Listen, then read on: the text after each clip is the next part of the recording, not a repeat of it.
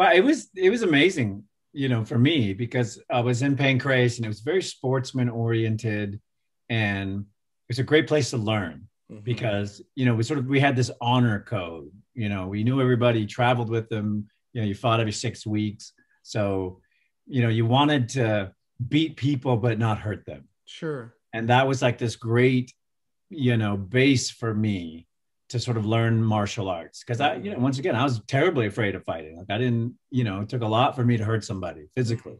And so just having that camaraderie, that community, that, group to sort of learn from, it really made my transition into the UFC quite easy. The hardest part was I was in a new, fighting in America. Like we don't care if we hurt each other. Like it's a whole different mindset. Yeah, you want to win. Yeah. You get hurt, hey, that's part of the thing. Sorry about that. In Japan, you hurt somebody, you feel bad and you want to help them. Here, you're like, well, sorry you got hurt. So there was another, hey, yo. Yeah, I may have to put her away. So there was just this another mental bridge to cross. And in that, like, I have to hurt people because if I don't, I'm gonna get hurt. True. And that became, this sort of psychological bridge I had to climb.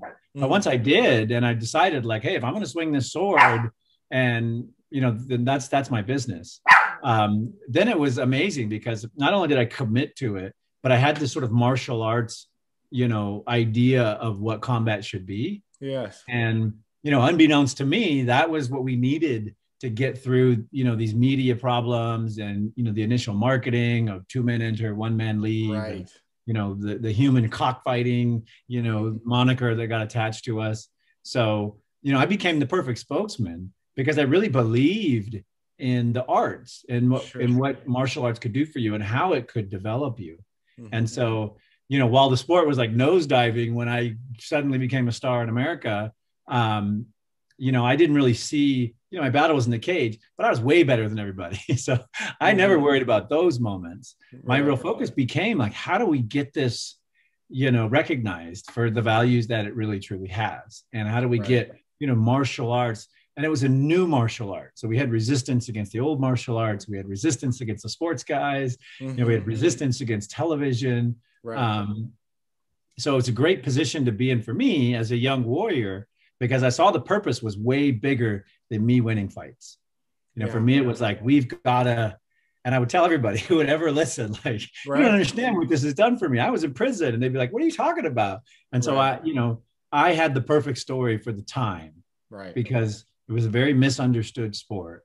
And, I had such a challenged background that, all I wanted to do was get this in front of as many people as possible, get people training in martial arts, let them have the experience that I was having.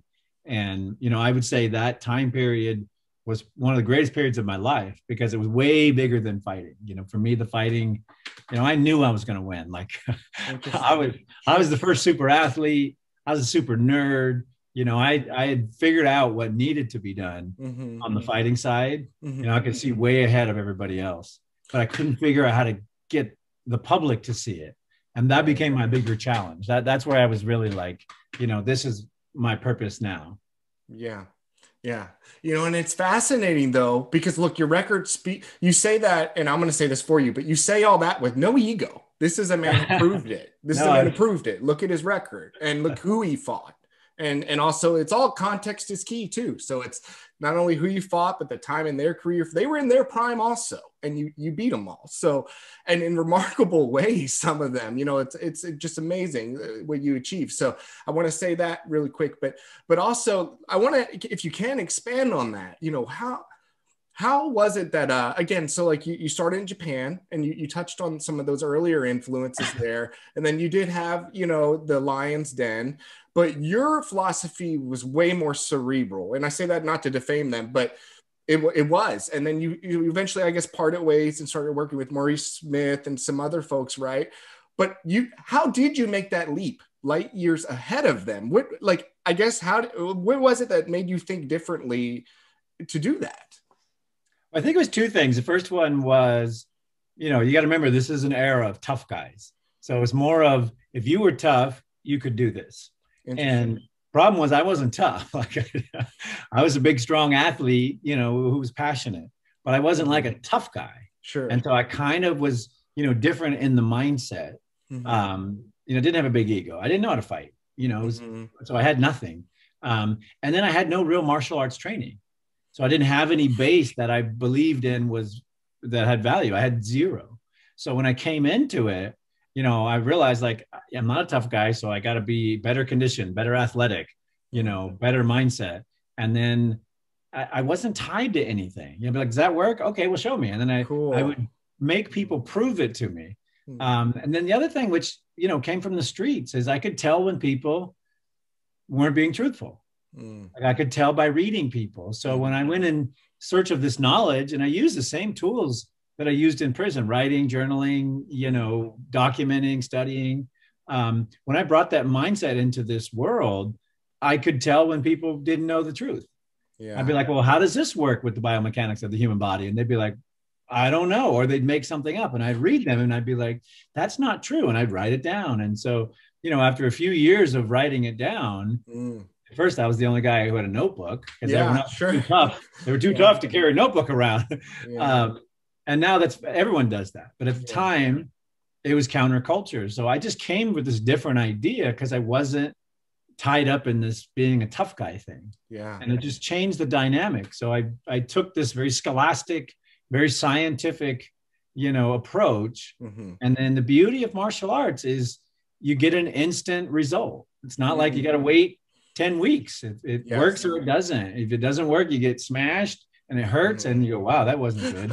And then if it does work, you get instant results. So, when I like talk about this and I pose it to business, business, it takes a long time for things to develop and, costs and things to mature and for you to figure out if you're going to be successful. Here, in like 30 seconds, sure. And then you make an adjustment. You make an adjustment or you don't. And so the value of getting the feedback and then documenting it. For me, it was all about documenting it, writing it down, having this idea that it was a study.